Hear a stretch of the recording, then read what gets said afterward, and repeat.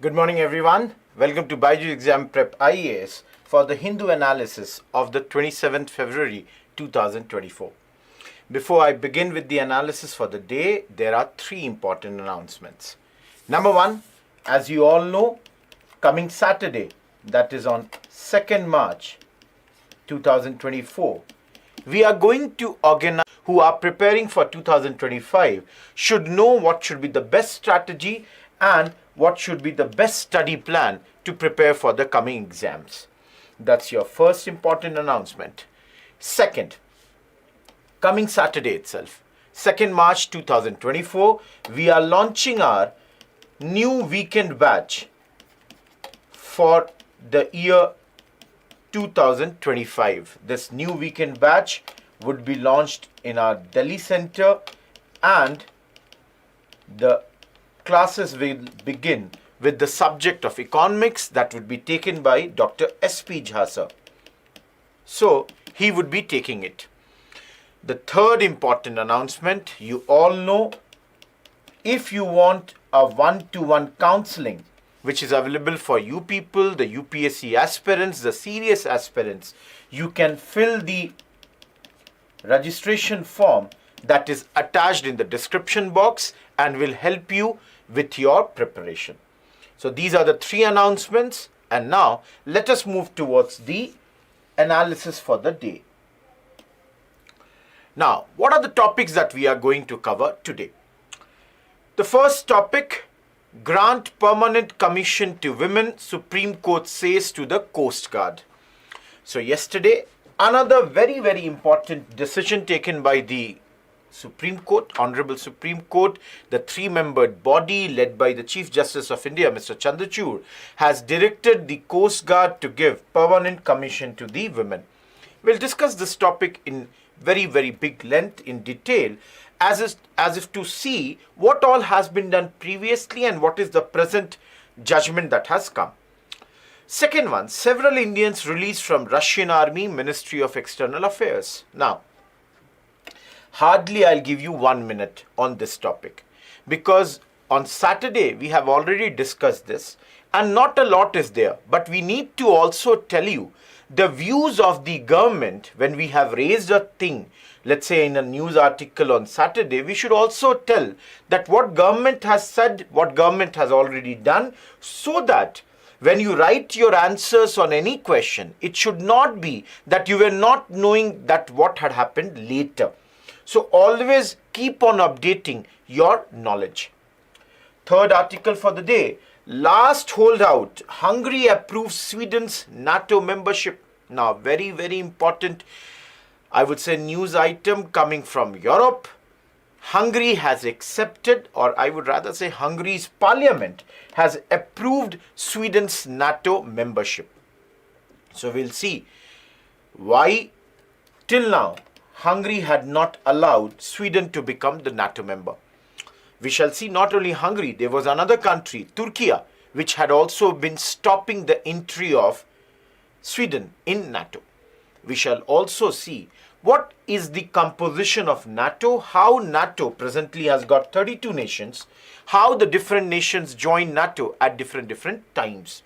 And last but not the least, of course, we need to understand that why Sweden is so hell-bent on joining NATO, or rather it has joined now. But of course, we should also see that why it had not joined for so many years. What is the past of Sweden and why it had not joined. So, I would perhaps say today's two most important articles are 1 and 3. Fourth, Honorable Prime Minister Mr. Narendra Modi is going to inaugurate 3 ISRO facilities today.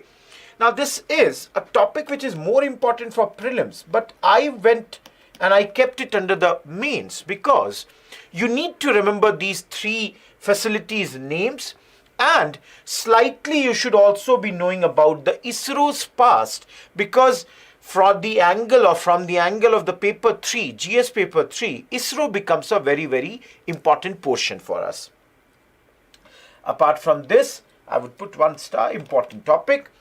Fifth is Center is examining Indian tech firm on US EU sanctions list. Now we will see a Bangalore-based company has been put under the sanctions of EU and US. Now why has this been done? Let me tell you at the very beginning, this is because they have supplied some things to Russia. And you all know, we have studied this earlier also, that EU and US have been putting a lot of sanctions on Russia, and any firm which has been providing any material, any technology to them, they also come under these sanctions. So we shall see what exactly is the central government speaking on this particular issue. Last but not the least, we shall also see an expansive land management policy is overdue. Now this is an editorial of the day. Personally, if you ask me, I think most of you would be knowing a lot of these, but still, from the whole big editorial, we shall try to find out some important portions for us. The 7th and the 8th topic for the day is, from the prelims bites, what is Bitcoin halving and what does it mean for the crypto community? Now, this is a topic which you might have studied several times in the past few years, but then let us see this today again in a very brief manner. And lastly, India's specific AI model to find gestational age developed. Now, mainly we have to see what exactly is this AI model, and we'll see and talk about this model slightly, that how it is going to help gestational age and why is it, so much concerned about being India specific. Till now, we were having this model, but the data and everything was from the, I would say, your information that was provided by the Western countries. Here it would be India specific. So let us see one by one these 8 topics. The first topic, grant permanent commission to women, Supreme Court says to the Coast Guard. Now for all those who want the things in a written format, you can see Supreme Court has urged the Indian Coast Guard that give women permanent commission. They have rejected this objection of the Coast Guard that there are functional and operational difficulties in granting permanent commissions to this short service commissioned officers. They also basically rejected government's suggestion to give 10% women permanent commission. Supreme Court saying that they are no lesser beings. So those who are looking at this matter, this is the crux of this article. Now, if I go beyond this, on 21st February also, if you all remember, there was an article again which had come in the newspaper, rules that edge out women from jobs due to marriage illegal, says the Supreme Court. And here also, the Supreme Court judge, Mr. Sanjeev Khanna, had directed the central government to give 60 lakh rupees to a former lieutenant, her name being Selina John. Now all of you, on a bigger level, think about women empowerment. When you are thinking about gender equality, you can put these topics over there as points saying that how Supreme Court is trying to get gender equality, gender empowerment specifically for the women in our country. And sometimes the central government, because there also we had seen, central government had opposed this matter as recently, as 2016 when the Lucknow bench had given the judgment in favor of Selina John. So, coming back to the first article, give permanent commission to the women. Please understand, everyone. Number one, it is a, as you all can understand, Supreme Court judgment. What is the judgment's basic idea? That the women should be given permanent commission when it comes to Indian Coast Guard. Remember everyone, this judgment yesterday was again given by a 3-membered Supreme Court panel led by CJI. So the Chief Justice of our country, Mr. Chandrachud, has clearly said that, see, you cannot be, not giving them the positions when it comes to the Coast Guards. Now, if I take another pen. The central government, as I wrote there also, they pointed out to two things, that there are difficulties. What's the side of difficulties, or what sort of difficulties? Functional as well as operational difficulties.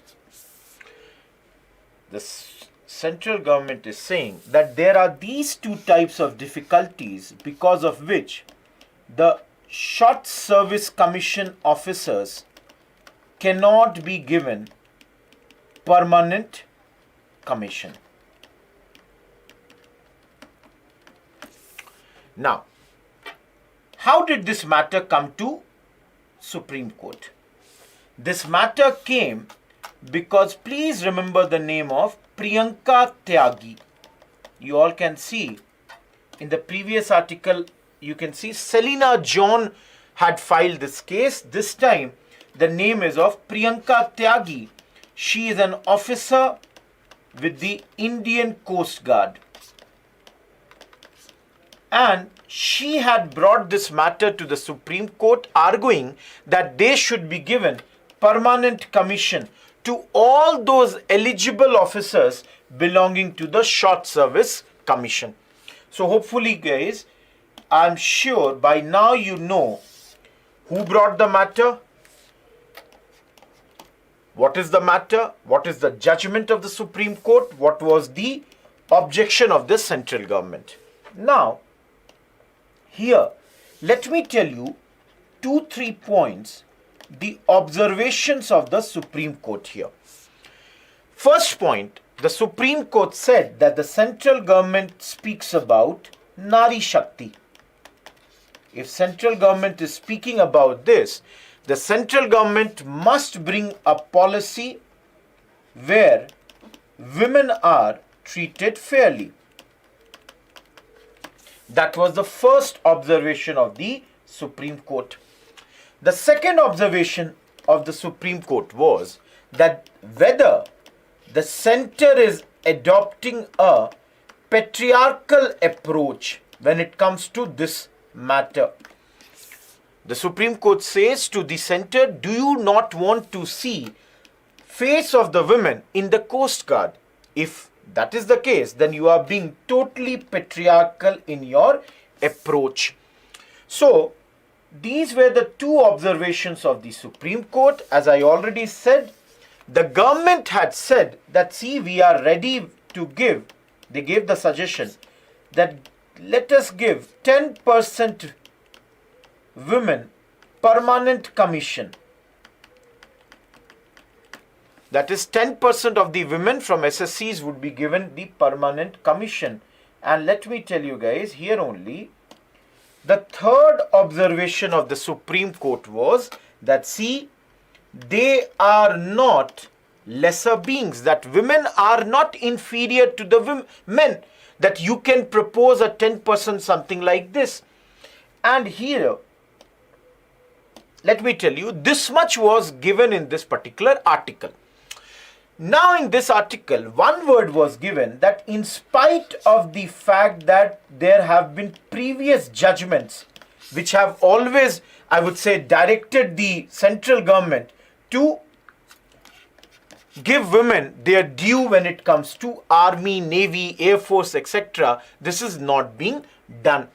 So let us see something beyond this article now. This much is given in this article. Please remember this. Now, if we go beyond this article, let me tell you that I think 2-3 years ago, there was another matter that was brought by, or that was brought in the newspapers, that Captain Abhilasha Barak had become the first women officer to have joined the Army Aviation Corps as a pilot. Now that was a path-breaking thing, because before this, women, they mainly got the duties, responsibility of traffic control or ground duty when it comes to aviation department.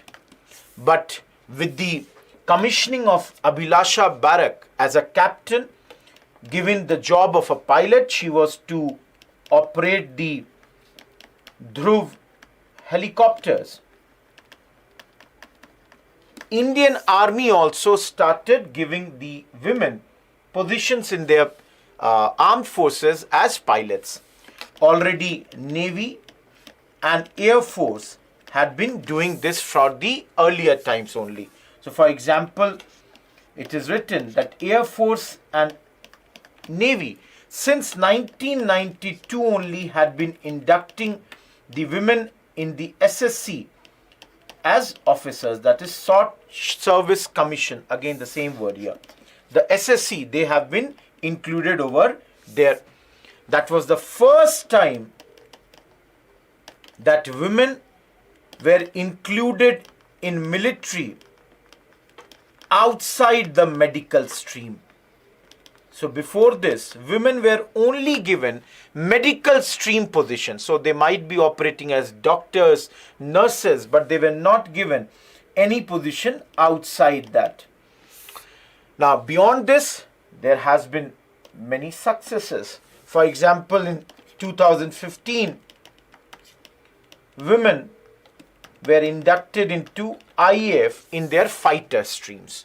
So this is slightly about the background, that how the armed forces, the Navy, the Air Force, they all have slowly and slowly kept on increasing kept on giving the women positions in their, I would say, forces. Now as I said, previous judgments. Now here I was reading that in 2020 also, Supreme Court had ordered that please give permanent commission to women officers in Army's non-combat support units. So you can see that this sort of judgment is not something new. Previously, 4 years ago also, the Supreme Court had talked about something like this. And there also, let me tell you everyone, there also, if you look at the observations of the Supreme Court had very clearly rejected the stand of government that when it comes to women, government had said that women officers have some physiological limitations. The government had said on account of sex stereotypes, there are some physiological limitations. But then the Supreme Court had said that this, what you are saying, that the women have physiological limitations, this is wrong, because this is based on sex stereotypes and this is clearly gender discrimination against women. So after this judgment in 2021 also, Indian Navy had deployed 4 women officers on their warships almost after 25 years when they had done in the last time. That is in the late 90s they had done it for the first time, and then they had done it around 2021. So this is the background of all this numbers. On PIB I was searching an article and I got that almost there are 9,118 women who are serving Army, Navy, Air Force. Now this is a slightly old data, almost 4-5 years ago data, but then it shows that there has been a 3-fold time increase when it comes to women officers within the last 6 years.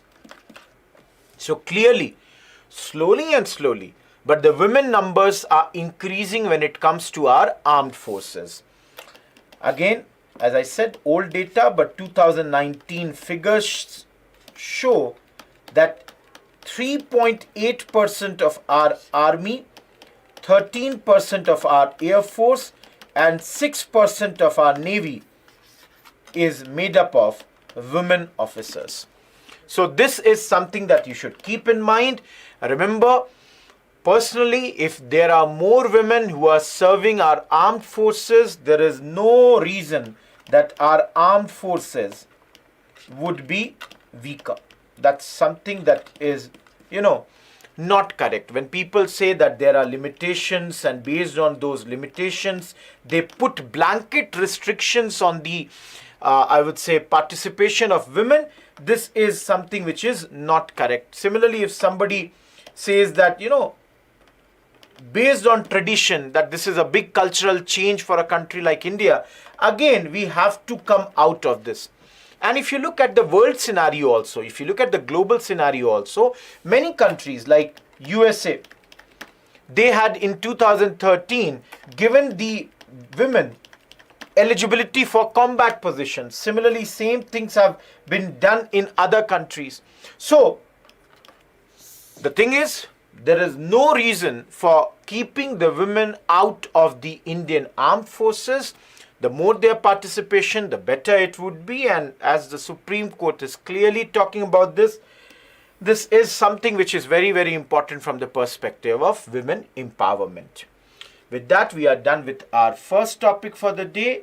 Our second topic for the day, you can see several Indians released from Russian Army, Ministry of External Affairs, and you can see on 24th February, we had already discussed this. Delhi approaches Moscow for early discharge of Indian Army helpers. Now coming to this topic, let me tell you, this topic can be totally ignored by you for the day. Why? Because if you will read this topic, what you will find is that they have only talked about some specific cases. Right from here, if you all notice. This much. It is being spoken that in Kashmir there is a person called Zahur Ahmad Sheikh, a resident of Kupwara, who has been incommunicative. Similarly, Mudassir Amin is another person who is speaking about here. So this portion, most of us will not be able to remember for our exam. What we know is that some of the Indians have gone over there to work. And on 24th February, I told you that Mr. Owaisi had raised this matter in January.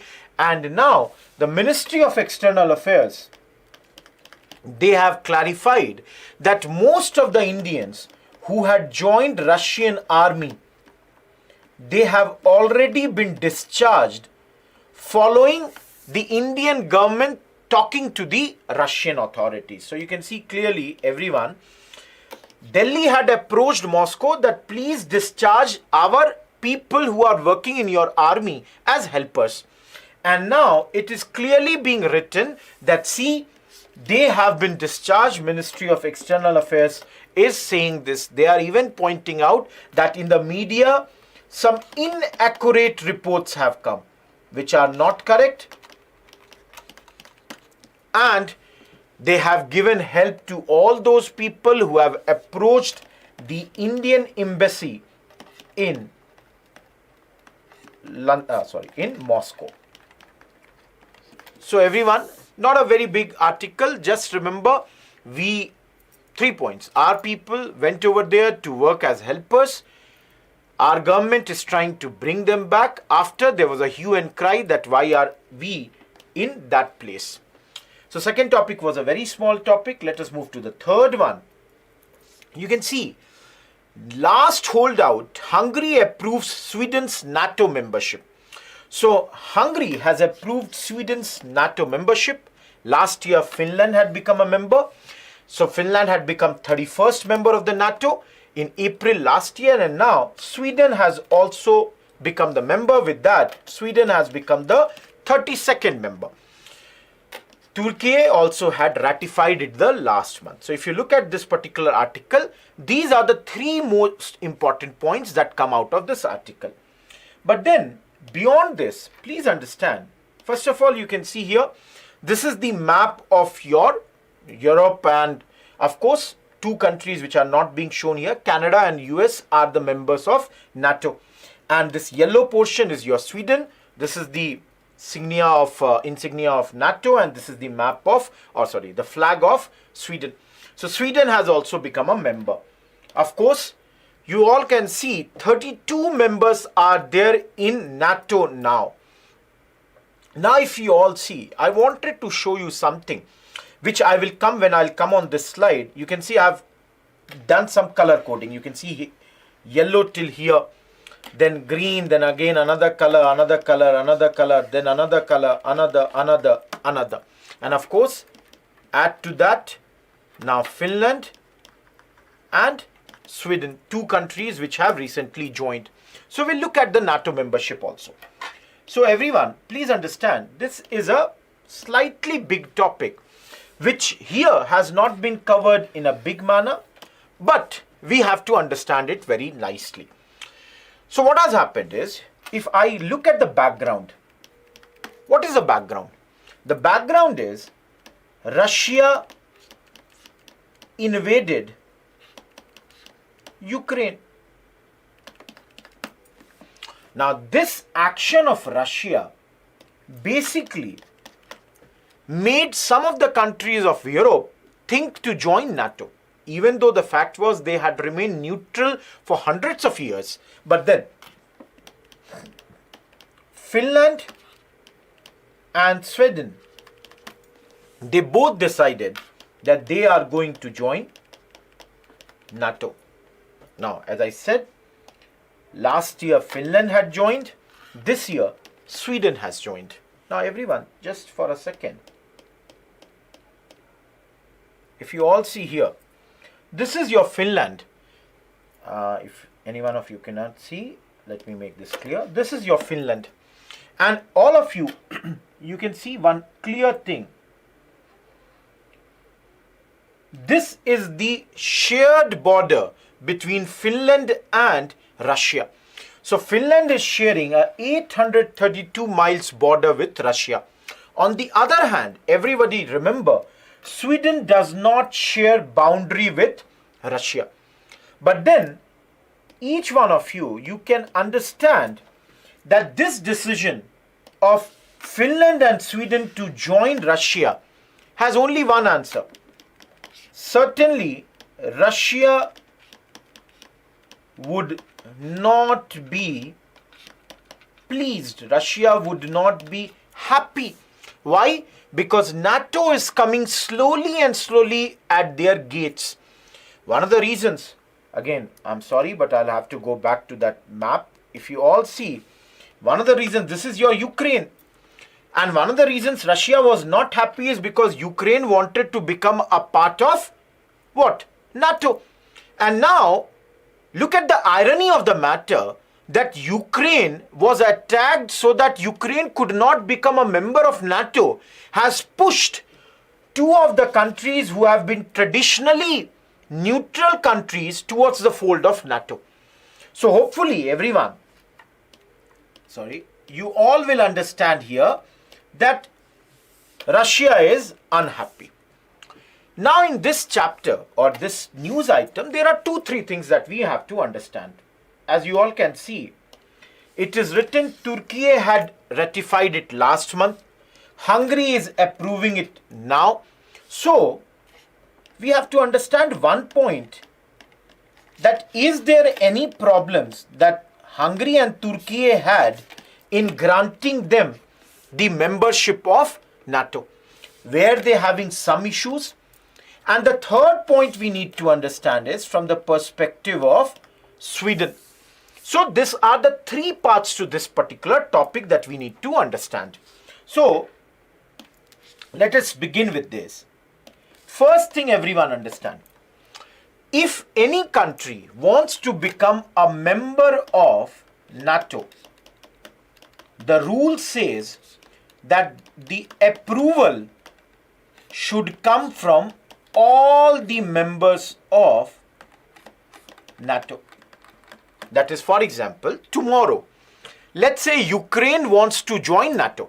So the 32 countries who have joined NATO till now, they all have to give their approval. Then only Ukraine can become a member of NATO. Now the problem here was, for the last 18 months, Hungary had stopped this. Hungary was holding this. Hungary was not giving the ratification. And of course, you all can understand this was making the other countries very, very frustrated. And you also saw that Turkey had also given the approval only last year. So if you see here, we shall start with the fact that what is the case of Sweden? If you all see, Sweden has been out of any military alliance for almost last 200 years. They are a Western country, Western European country, far ahead, advanced when it comes to your, I would say, the Human Development Goals, SDGs and everything. And yet, they had always refused to join NATO. But the things changed, as I said in the previous slide, February 2022. February 2022, Russia invaded Ukraine. And now the situation has totally changed. Sweden has dropped its policy of non-alignment and they decided that they will join NATO, and of course Finland also joined it. Now, let me clarify one thing. Even though these two countries are joining NATO now, they had close partnership with NATO after the Cold War. They had developed very, very close partnership. But even though there was a close partnership, they had not joined NATO because I showed you, Finland was sharing a very, very lengthy border. And they did not want to have tensions with Russia, which is a very, very powerful neighbor in the Baltic Sea. Now, that was the case with Sweden. Second part is two countries, as I said. One is Turkey and another is Hungary. They both were unhappy with Sweden.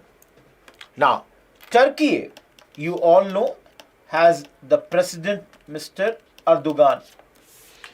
He had been raising a lot of issues. He had been raising a lot of conditions that only when these conditions are fulfilled, we will allow your Sweden to become a part of NATO. Now, what are those conditions? Erdogan was first of all saying that Sweden is not helping us when it comes to our security matters. Erdogan's point was that the Kurdish militants plus the members of network whom they blame for the failed coup in 2016. Erdogan was saying that all these people are being safeguarded by your Sweden. Along with this, please understand everyone that there is one more issue which I'll tell you in a second. So, the Swedish government, they had started to appease Erdogan's government for last few years. First of all, they lifted the arms embargo which was there on Turkey. So they said, we are ready to supply the arms to Turkey. Another thing they said was, see, we will fight terrorism jointly. That is, they said, we'll take action against these people whom or with whom you are unhappy.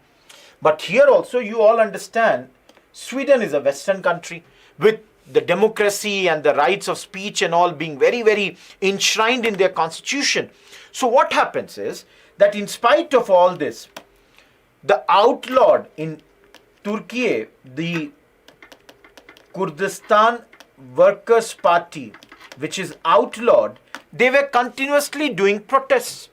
And plus, you all know some of the anti-Muslim activists, they burned the Quran. So this all had complicated the matter. Yet there was a lot of pressure on Turkey from US and other members of NATO, and that's why Turkey gave its approval that fine enough, let Sweden come in. Another country is Hungary. As you all saw, Hungary became the last country to give its approval. Now, what is the problem that Hungary had? See, initially, they did not specify. Hungary did not say that what exactly is their problem with Sweden's bid to NATO. Yet, they did not allow Sweden to join NATO for the last 18 months. They were continuously delaying this. Now, you all can understand that the other NATO partners, they were becoming totally frustrated. That, Bhaiya, tell me, why are you not allowing them? Why are you stopping them? So, no delays. But then later, the Prime Minister, Viktor Orban, he had hardened his stance towards Stockholm, capital of Sweden. Now, why did he harden his stance? Viktor Orban said that Swedish politicians, they are giving blatant lies on what issue? On the issue of condition of Hungary's democracy. Now, let me tell you, everyone, in the NATO bloc, the relation of the NATO countries with Hungary over the last few years has not been same. They are having some very tough times because this man has basically broken his friendship with the NATO allies. How? By adopting a Kremlin-friendly stance. Russia's attack on Ukraine, the way NATO is seeing it, Hungary, in spite of being a member of NATO, is not looking at it in the similar sense.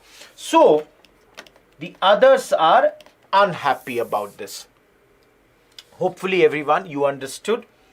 Number one point that I have explained in this article is why everybody's rule or everybody's sanction was necessary, why Sweden decided to join, and what was the relation of Sweden, Finland before this with NATO, what were the objections of Turkey and Hungary when it comes to this.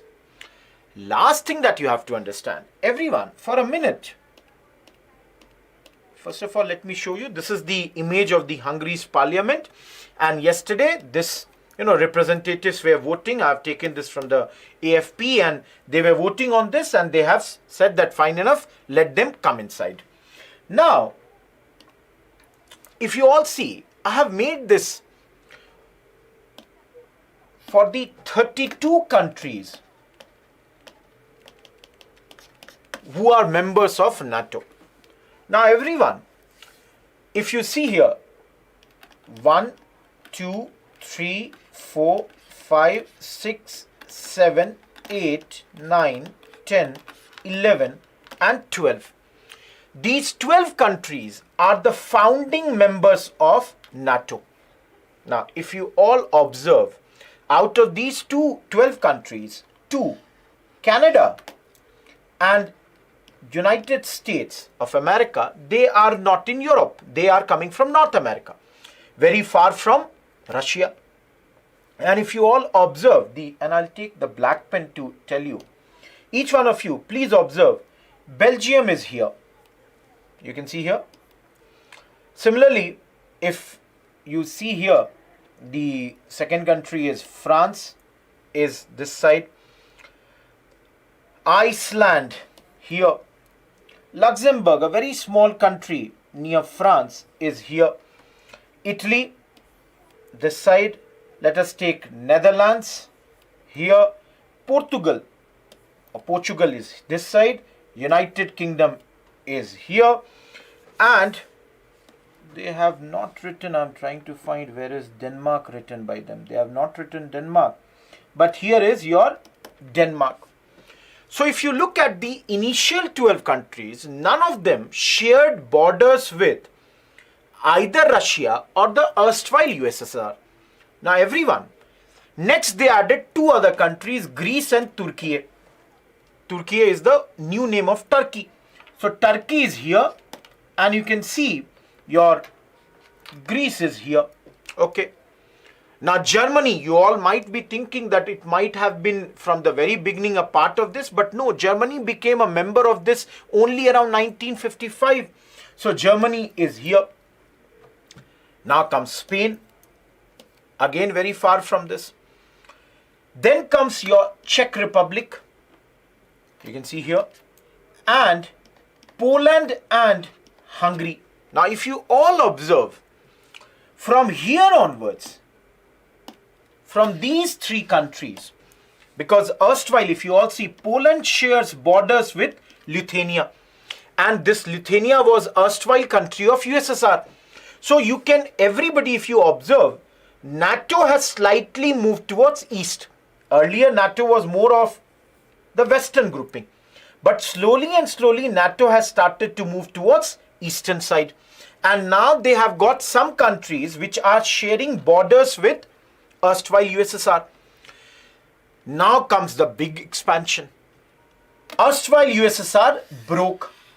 And many countries which were earlier members of USSR, like you can see Estonia, Latvia, Lithuania, Romania, these all, they started joining your, I would say, this particular bloc. So now if you see here, these three countries, they joined this. Of course, if you see, Romania is here, Hungary is here, your Bulgaria, and similarly, Slovenia, Slovakia and all that has come. Later, Albania, Croatia, Montenegro and North Macedonia has come, and now Finland and Sweden has come. By showing this map, I only want to show you that NATO has constantly been expanding. From an initial set of 12 nations, NATO has become a grouping of 32 nations now. And it has, you can see clearly, now if I show you, and let me take a blue color, you all can see Norway has a small borders with Russia. Similarly, Finland has a very big lengthy border. The three erstwhile countries, Estonia, Latvia, they also share border. Of course, if Ukraine tomorrow becomes a member of this, you can see clearly there would be much bigger border that NATO would be sharing with Russia. So here why I wanted to show you, to show the concerns of Russia with regards to so many countries joining NATO and NATO coming at the doorsteps of Russia. So please keep this in mind. So this was the case with this particular topic. So you can see now there will be 32 countries. Last year, Finland had become the 31st country with this many kilometers of frontier with Russia. And under the NATO states, the point is Finland and Sweden, they will enjoy protection under Article 5 of the treaty. What does this say? It says that once you are a member of alliance, an attack on one member is considered an attack against everyone. So this is a big thing, and clearly Sweden, for them also it's a big decision because they have left the path of neutrality and now they would be on one side, that is on the side of NATO. Moving ahead, page 6, Science. Prime Minister is going to inaugurate three ISRO facilities. Now everyone, this might come tomorrow again because today the Prime Minister will inaugurate them. Tomorrow again it would be there. So if you see here, there are 2-3 parts to this article. Number one, Prime Minister had gone over there to look into the Gaganyaan human space flight program. Now you all, I think yesterday also covered it. And if you don't know about this, please remember this is Gaganyaan program. Most probably under this, Prime Minister Mr. Modi would be announcing the names of the astronauts who are going for this program. And in the Hindu it was written maybe one of the astronauts can be a Keralite. Now let us see what are the names. But if you don't know this program, under this you all know this is a demonstration of human space flight. India would show its capability of human space flight. We would launch 3 members to an orbit of 400 kilometers for a 3-day mission and bring them back safely to Earth. So that's your first point, Gaganyaan program. So you can see he might be announcing the names of this. Now this plan, please remember, is going to be launched in 2025, expected to be done over there. Apart from this, Prime Minister is also going to inaugurate 3 ISRO facilities today. Everyone, which are those 3? Trisonic Wind Tunnel at Vikram Sarabhai Space Center, Polar Satellite Launch Vehicle PSLV, this is at Satish Dhawan Space Center, Sriharikota, and Semi-Cryogenic Integrated Engine and Stage Test Facility SIET at ISRO Propulsion Complex in Mahendragiri, Tamil Nadu. So if you all see here, the first, I have taken an image of Thumba Equatorial Rocket Launching Station. Now, I would ask you if you can comment in the box, in the comment box, where is Thumba located? If any one of you can tell me this thing. So this Thumba Equatorial Rocket Launching was done around 1962, some places in 63 also it is mentioned. If you all don't know, before ISRO, we had, INCOSPAR. Now what is the full form of INCOSPAR? Indian National Committee for Space Research. This was there, and it was being led by none other than the great Vikram Sarabhai. Now, by now, I hope you all would have written in the comment box. Thumba is a small coastal village near Thiruvananthapuram. That is your capital of Kerala. And here, we had established a rocket launching station, which is named after Vikram Sarabhai. Now, let me ask you 2 questions here, and I'll answer that after 5 minutes. Let me see how many of you could answer. First of all, can anyone name to me the father of Vikram Sarabhai? And I'll give you the hint. His name is associated when we study Ahmedabad mill strike of Gandhiji. Second one, if you all can tell me, why Thumba only? Why not some other place? So at the end of this discussion of this topic, I'll give you the answer of both first question and the second question. In the meantime, all of you, you can see here, this is your Vikram Sarabhai Space Center. And here a trisonic wind tunnel has been or will be inaugurated by Prime Minister today. Now from my understanding, if you will read, I have taken the whole thing which is written in Hindu. Personally, I think it's very technical. We don't have to remember all this. In Hindu, it is written that this tunnel's length is 170 meters. And in that, there is a test section size of around 1.2 meter. Under this, it will produce a controlled uniform airflow, which would be done over scale model rockets and aircraft to assess their aerodynamic characteristics for optimal design development. Wind tunnel, it's the first of its kind in the country, has Mach number ranging from 0.2 to 4. That means it can generate speeds ranging from subsonic to supersonic. Your work would be to know the ranges of subsonic and supersonic. Of course, it will give us self-reliance in this field. So that's the first thing that is being launched today. So this is your Vikram Sarabhai Space Center. Second, you all can see this is in Sriharikota. There will be a PSLV integration facilities that would be launched or started today. With this, what will give or what we will benefit is our capability to increase the number of PSLV missions in a year would go to 15. So at this facility, the PSLV rockets will be integrated parallelly with the refurbishment of the launch pad. So again, another advancement. The third Semi-cryogenic integrated engine and stage test facility. I would ask you to remember the short form of this is SIET. So again, ISRO is expanding its facility. Where it is? It is at a place called Mahendragiri, which is in Tamil Nadu.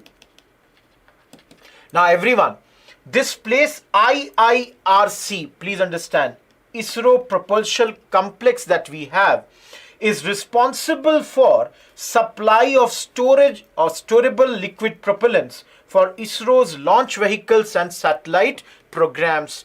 So a very important center, and again, all these places are being uplifted or being modernized. Some new things are being added, and this will help our space research program. Please remember the three places name. I told you the first one, Thumba. And by now, if you have answered it, it's great. If you haven't answered it, Thumba was chosen because of its proximity to the geomagnetic equator. And when it was being established, it was done through the help of UN scholarship. You know, I wrote sponsorship. Not scholarship, UN sponsorship. And if you have given me the second answer, everyone, Vikram Sarabhai's father, Ambalal Sarabhai, was one of those mill owners who was a very good friend with Gandhiji, but during the time of Ahmedabad mill strike was also the owners of one of those cotton textile mills. Remember, in that chapter only you study Anusuya Bain, who was the sister of Ambalal Sarabhai, had sided with Gandhiji and had helped him during that particular movement. So with that, we are done with this article. Moving ahead, and our next article is Center is examining Indian tech firm on EU-US sanctions list. Now everyone, personally, just remember this name, that there is a firm known as SI2 Microsystems. It is based in Bengaluru, and three ministries are involved here. The Ministry of External Affairs is looking into this. Of course, Ministry of Commerce and Industry is looking, and the IT industry, the METI, is also looking into this. Our government stance is, we have done nothing illegal. It is their interpretation, European Union's interpretation, that our ties with Russia is a problem. Our government is saying it's not our headache, it's there. They have put a ban on this. Now already, November 2023, this company had been added to the US restricted list, that's called your entities list, because they had apparently supplied US origin integrated circuits to Russian military. Now the problem is that these things, you know, where there is a technology of transfer, cannot be done without the permission. And if they had done it, for that, the US and EU governments had put it under the, I would say, restricted list. EU's latest list also added under the entity number 620, and all this began after Russia had annexed Crimea in 2014.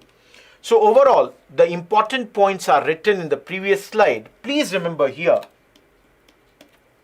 Number one, this company is associated with semiconductor industry. As I've already said, this company is, partner of METI. Now all of you, METI is Ministry of Electronics and Information Technology.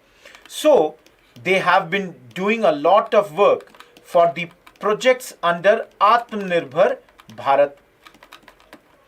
Now, this company, as I showed you earlier, was also banned because apparently they had transferred some dual-use tech, and that's why the company's directors had also been put under the lookout circular. Now, the problem is, all the three ministries I told you, MEA, Ministry of Commerce and Industry, and METI, they all are aware about what is happening here. Now in this article it is mentioned that not only these, but even IIT Madras has been doing a lot of collaboration with this company. And that's why our government is making it very, very clear that, see, as far as India is concerned, we have done nothing illegal. We have not done anything wrong.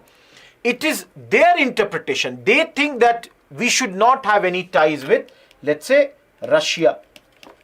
As far as our country is concerned, as far as our government is concerned, this company is a sanctioned company, is a sanctioned partner, is a partner of METI as a research partner. Now, in this article, one point was mentioned which I want you people to remember for prelims. And let me take white. That with IIT Madras,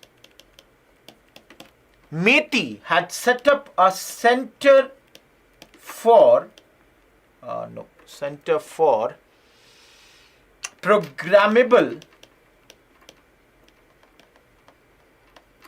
photonic integrated circuit system. Everyone, short form CPPICS. Please remember, this is a program which was being run by IIT Madras. I read in the morning that IIT Madras, news articles have come on this earlier also. And this company was a partner over there, and this was being run by METI. So do remember few points from this. Do remember it overall in the bigger context that, that US, EU, they ban any company which does business with Russia. Why? Because here they say any transfer of knowledge or any engagement that would support Russia's defense and the security sector is not acceptable to them. So that's this particular article. Moving ahead. An expansive land management policy is overdue. Now, this is written by Sri Kumar Chattopadhyay, retired scientist, Center for Earth Sciences Studies, Tiruvananthapuram. He has written this article. Now, based on this article, few points that I have taken out is, number one, in the article, the esteemed person is writing that globally there is, annual losses of almost $6 trillion every year because of the land degradation.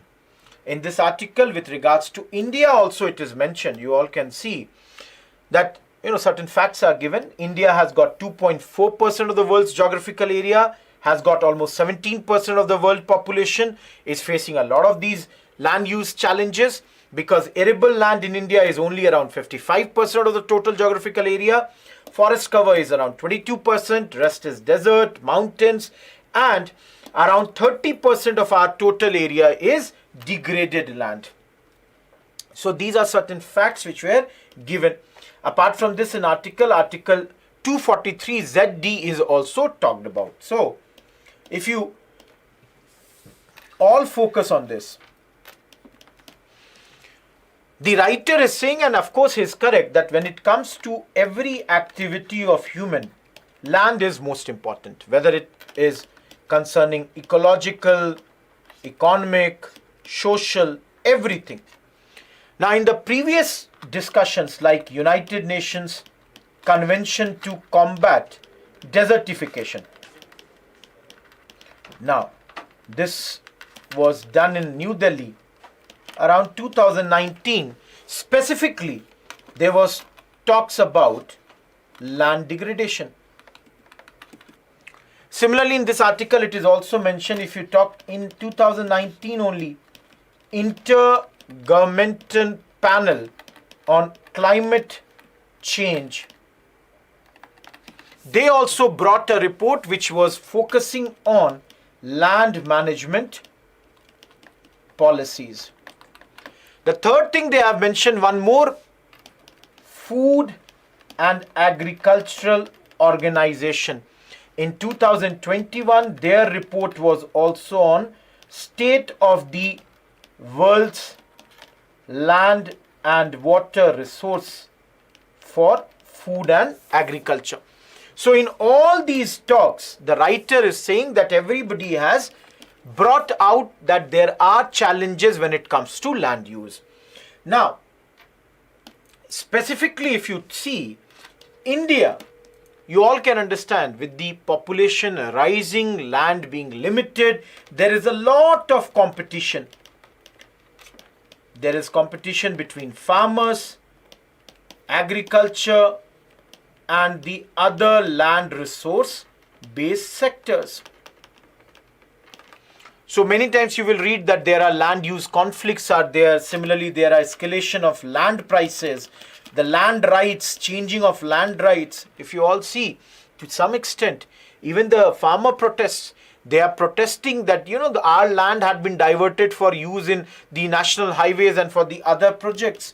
So every year, the natural areas across the rural as well as the urban sectors, they are getting squeezed, and ecological functions, they are getting tampered with the fact that climate change is also happening. So the writer is mentioning, based on all this, we need to have what? Some sort of land management practice.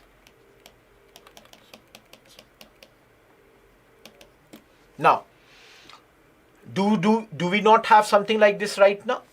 The writer is saying the problem is land management presently comes under state governments. It comes under the purview of state governments.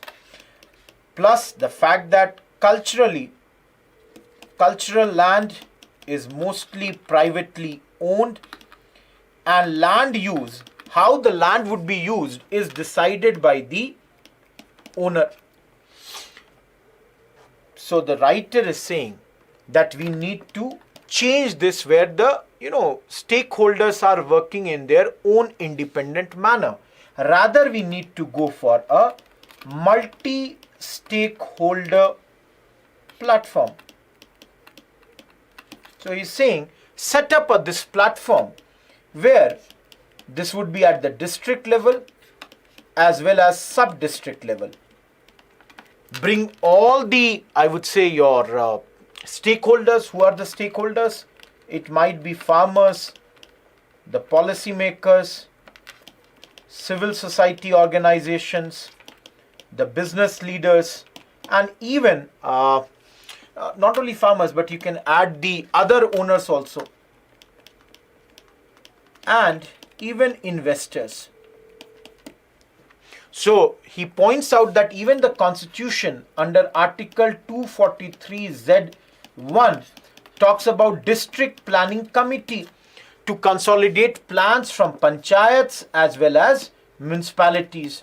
And if we do all this, we would have a landscape approach which will give us deep insights to understand the potential of the land, the scope of allocation of the land, the scope of reallocation of the land in order to do some other work. So the writer is pointing out to all these points. See, overall, most of the points that are mentioned in this are something that you would have studied in either geography or under the, paper 3 agriculture.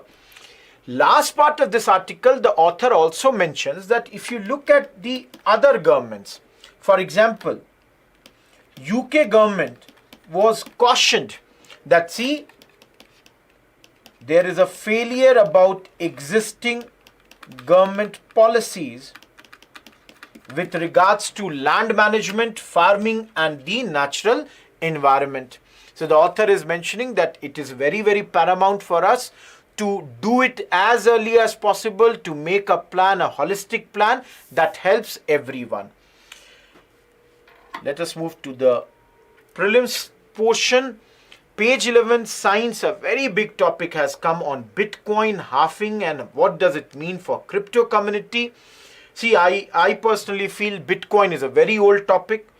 You usually study in science and tech. In this article, there were some terms like what is Bitcoin halving, what exactly is proof of work, Bitcoin transactions, how do they result in huge carbon footprints? Because they require vast amount of electricity. And of course, Bitcoin mining increases the supply of this in circulation. while Bitcoin halving reduces the rate at which these coins are released, making the asset more scarce. Personally, I think read this article if somebody has not gone through the science and tech, has not gone through Bitcoin topic. For us, please understand why this article is in news. Coming April, there is a phenomena that's going to happen that's called Bitcoin halving. And those who invest in Bitcoin, those who are traders of Bitcoin, I don't do, I have no idea about this, but those who do it, trust me, they are very, very excited about this. They are very, interested what's going to happen. Now everyone, Bitcoin halving, as the name says, it will become half. So basically it refers to 50% reduction in the reward that is paid to Bitcoin miners, those who successfully mine other people's cryptocurrency transactions. Where you all must be knowing, this all comes under the technology known as blockchain technology. Now, please understand, I used a word called mining. No physical mining is done under the Bitcoin technology. What happens is, to grow this blockchain and to keep the ecosystem running, you have people who are known as Bitcoin miners. What they rely on advanced computer equipments. Now, through this computer equipment, they solve a very complex mathematical puzzle. Everyone, please remember, to solve this mathematical puzzle, they use a process which is known as proof of work.